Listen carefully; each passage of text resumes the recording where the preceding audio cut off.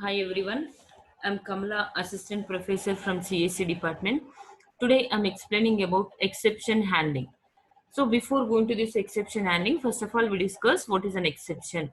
An exception is unwanted or unexpected event which occurred during the execution of program. Once that particular exception is occurred during the execution of the program is abnormally terminated and the computer is switched off without any indications. So this is a drawback of this exception. So whenever an exception is occurred, how to handle this exception without creating any harm to our program. Okay, so before going to that, first of all, we discuss why an exception is occurred. An exception is occurred due to the following reasons called as suppose I'm trying to opening a file, but the file is not created, and due to some network problems. So all these are some reasons to cause an exception. Okay, now we'll go to the hierarchy of this exception class. So all these exceptions are available in a package is called as java.lang package.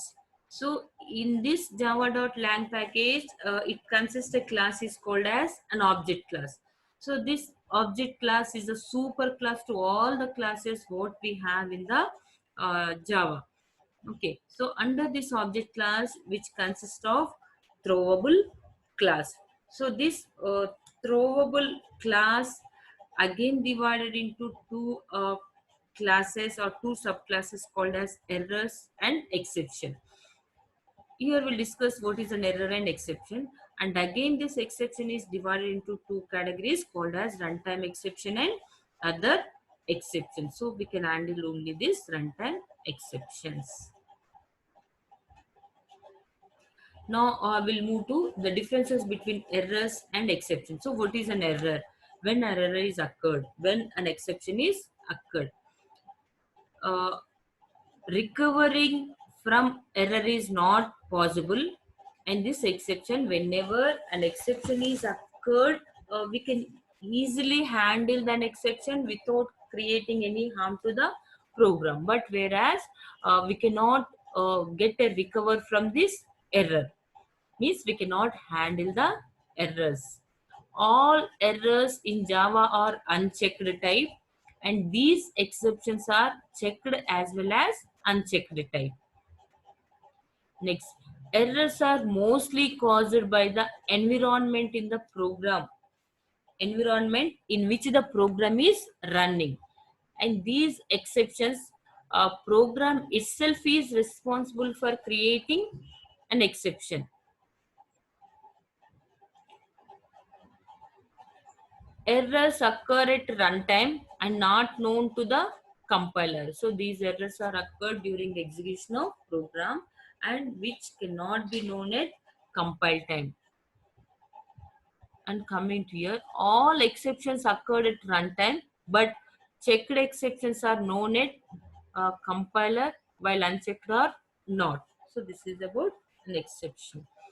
Now these errors are available in a package is called java.lang.error.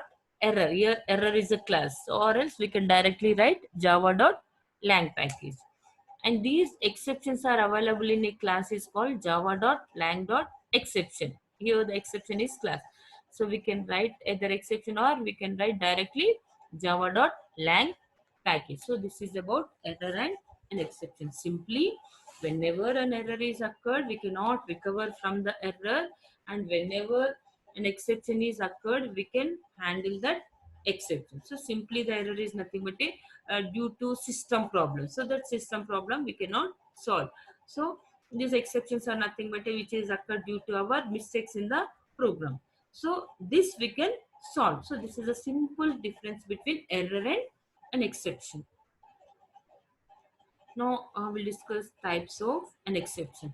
So there have two types of Java exceptions called as built-in exceptions and user-defined exceptions. So what are the built-in exceptions and what is a user-defined? We'll discuss. Built-in exceptions are nothing but exceptions which are already implemented in Java language, or in a package is called as java.lang package. And these user defined exceptions are nothing but a created by the user and is handled by the user, is called as a user defined exceptions. Okay, now we'll discuss a few built-in exceptions in this Java language. The first one is called arithmetical exception. So these arithmetical exceptions are occurred due to mistakes in arithmetical operations called plus, minus, addition, multiplication, division. All these are called as arithmetical operators. So whenever any mistake is occurred during the implementation of these arithmetical operator, then the type of exception is called as an arithmetic exception. Next is array index out of bound exception. So this array index out of bound is nothing but a uh, your array size is represented some fixed amount, or the size of array is assume it is a 6 elements, which means what, the array can accept only the 6 elements, but you are trying to storing a seventh element and also eighth element into array, so that is called as array index out of bounds. If the boundary of the array is 6 only, but you are trying to storing 7 8 elements in also into the array, so in that cases the error is occurred. That type of error is called as array index out of bound exception. The next exception is called class not found an exception. Means you are trying to accessing the class, or you are trying to creating an object to that class. So before going to before creating an object of that class, first of all we have to check whether the class is created or not. But you're trying to accessing that particular class, but the class is not created. So in that cases, will get an error is called class not found an exception. The next exception is file not found an exception. Suppose I'm trying to opening a file, but that particular file is not available. So that type of exception is called file not found exception. Next, IO exception. So which is occurred due to input output operation failed, or some interruptions occurred during the input and output of program statements. The next is interrupted exceptions. So these exceptions are occurred due to the interruptions. When the interruptions are occurred during the implementation of thread, uh, we can suspend the thread some amount of time by using a statement is called wait and sleep. So during these interruptions there is a chance to get an exception. Suppose that first thread is in the process, and again you are given access to the second thread, but the particular process is locked by the thread 1. In that case thread 2 is in waiting, so that type of exceptions are called as interrupted exceptions.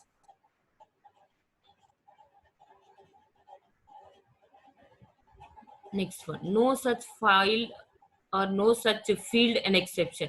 No such field exception means you are trying to accessing or you're trying to working on some particular field, but that particular field is not available. So then the type of exception is called no such filed or no such field exception. Next, no such method exception. You are trying to accessing the method, but that particular method is not created, is called no such method exception. The next is called as null pointer an exception. Exception is raised when referring to the members of null object, because you have not created an object but you are referring the members of that particular class, is called as a null pointer. Then number format exception. This exception is raised when the method could not convert string into numeric. Then that exception is called number format exception. Runtime exceptions. This represent any exception which occurred during the execution of program. last exception is called string index out of bound exception, which is similar to array index out of bound exception. Means the size of string is 10 characters only, but you are trying to storing 15 characters, then it is a raise an error is called string index out of bound exception. So these are the 12 types of built-in exceptions. Now we'll implement all these exceptions with Java program. So before going to that, and to handle all these exceptions, we need a mechanism is called try catch throws finally, or this is called as a exception handling mechanism. So this exception can be handled by using these 5 keywords. So what are the 5 keywords? Try, catch, finally, throws. What is the job of this try?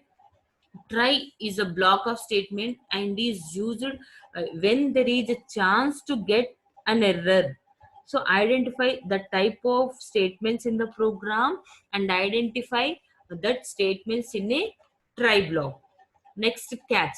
Catch is represented immediately after the try block, and the error, whatever is identified, is represented, or there is a chance to get an error.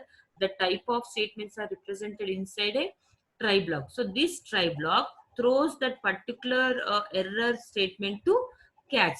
So this catch block is represented immediately after the try block, so that which handles that error without creating any harm to the program or to the computer. Next is the finally block. This finally block is represented after this catch block. Finally block is used to execute the important code of the program. It is executed whether an exception is handled or not. So this finally block is represented after the catch statement and is executed regardless of the exception, which is simply to represent that particular program is closed properly. Next, throw. Throw keyword is used to throw an exception forcibly from try block to catch block. So try only throwing an error from try block to catch, or else we can also forcibly throw the error by using a keyword is called throw. The next one is throws. The throws keyword is used to declare exception. So which is used to declare the type of exception. So these are the 5 keywords of exception and which are used to handle an exception without creating any harm to our program as well as to our system. Now how to handle an exception, I'll explain one of built-in example, built-in exception using Java. Okay, so before going to that, first of all I'll explain the syntax of this try catch finally. Try, begin, and the block of code, which statement you want to represent inside a try block, then close the try block immediately, then catch and the type of exception, begin, the block of statements of catch, close the catch, then finally begin, the block of statements inside the finally, close the finally. So this is the syntax for try catch finally. Now I'll explain with one example how to implement it. Okay, here I'm trying to handling arithmetical exception. Class earth, here my class name is given earth, public static void main string args, begin, uh, try, begin, int a is equal to 30 comma b is equal to 0. Here I have a value and b value, and in the next statement I'm calculating a by b. Here my a value is 30 and my b value is also assume some 6, so it can divide successfully without any errors. Otherwise, if I given my b value is 0, then which raise an error, in that cases the system is abnormally terminated. So to handle this, here I'm going to using try catch mechanism. So here dividing by 0 is we cannot divide any value by 0. So it's which leads to an exception. So whenever this exception is occurred, the system is automatically turned off. In that cases, here I'm identifying this type of statements and writing inside a try block. Okay, here I'm writing if any error is occurred, I'm handling the errors by using this try block. So this try block, the error whatever occurred in that particular statement, simply throwing error to catch block without creating any harm to the computer. So here this error dividing by 0, it is a an arithmetical exception. So which simply throwing to catch block. This catch block catching an errors and displaying that error message, so that based on that error message I can check my program. Okay, I did something mistake in the program, so that I can modify that or rectify my errors. Okay, otherwise if you are not use this try catch mechanism, the error is occurred. Due to this error, the system is abnormally terminated. Now observe here, this catch is catching the error of this try block system.out.println, then which is showing the message is can't divide number by 0. Then system.out.println c. C means this result which is going to display if there is no if you are not dividing by 0. Otherwise if you are dividing by 0, then which is going to displaying the value is called as 0. So like that we can handle these errors. So this type of error is called as a arithmetical exception.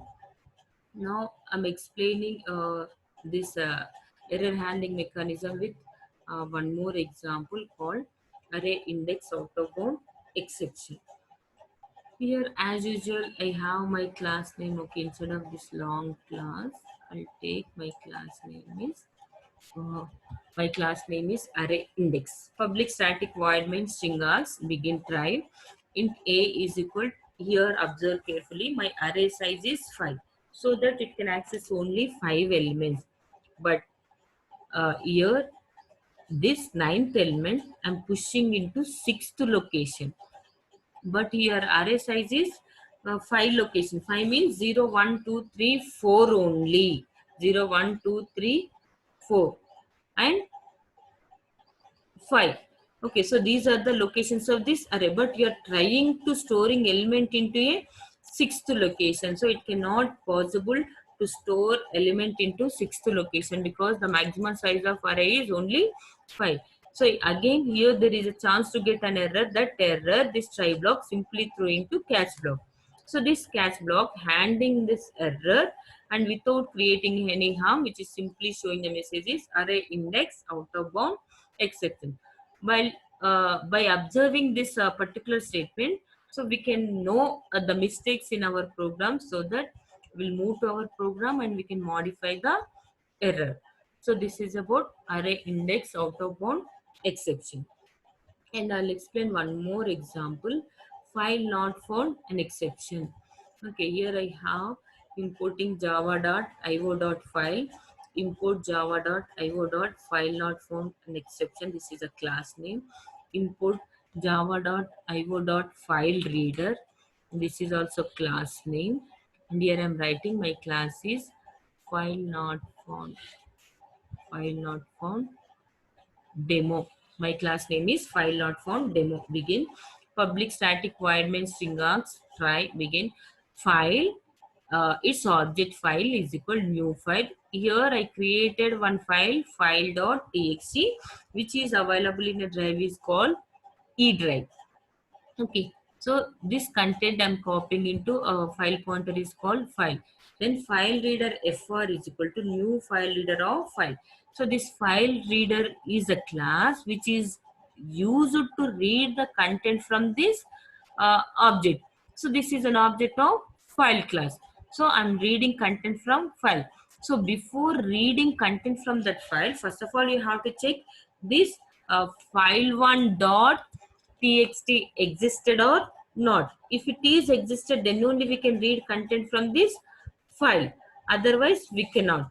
So here this file one content is copied into this file object. This from this file object using file reader method object F4, I'm reading content. But what open, this file is already open, no problem. If it is not open, then which is going to providing an error. In that cases, without creating any harm to my system, I'm handling this error by using catch. So this catch is simply handling the errors whatever thrown by this try block. So finally, which is displaying system.out.println file does not exist. So that here we can know, okay, file is not existed. So that we can move to the this particular E drive and opening a file, file1.txt with some content, so that my program is executed without any errors. Okay, so this is about an exception. What are the types of exception and how to handle built-in exceptions. Thank you.